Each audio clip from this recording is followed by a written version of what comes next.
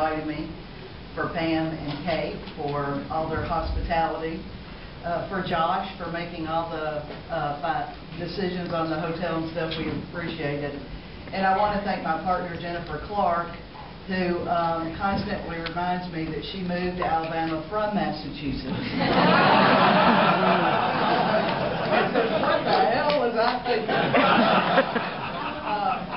Jennifer just moved to Alabama about a year ago after I won the election, and you know, she reminds me every week. She says, "Now tell me again why I did this." And I keep reminding her that this is where the work needs to be done.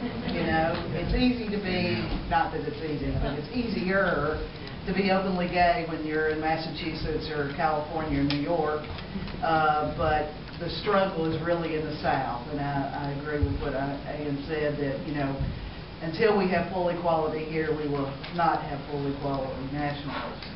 I want to talk a little bit about my race. I know that many of you all follow some of it in the media. I wish you could have been there. I really do wish you all could have been there. It would have made my life a lot easier. I never thought I would run for public office. I have been a community activist for 20 years. Started out in the women's movement, fighting for the ERA, but decided that, you know, I'd spent a long time sitting outside in the audience, and, you know, I'd spent a lot of time. This is from a national march in D.C. on the ERA. I spent a lot of hours on the bus, have marched on Washington for many, many issues. You know, I could do that when I was younger. You drive 14 hours to D.C., you march for a couple hours, you get back on the bus, and you get back to Alabama. We've all done that before. Fun times. But I did that when I was younger.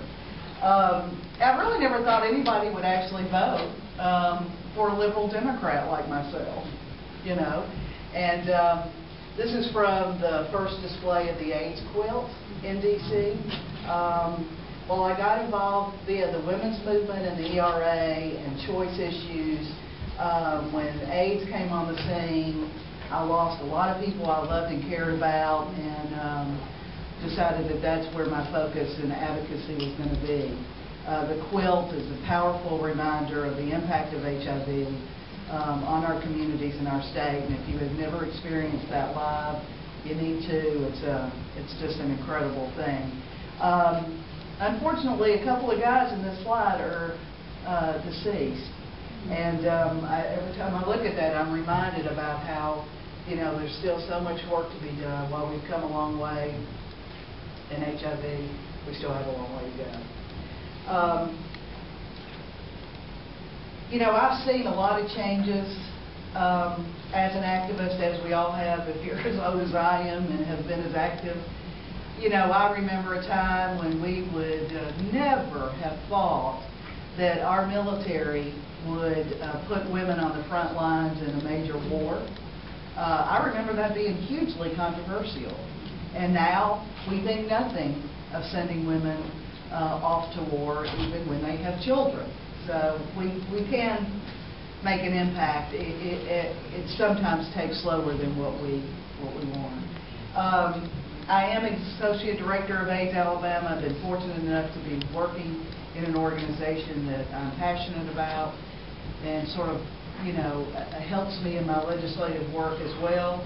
I served on the board of Equality Alabama. I feel strongly about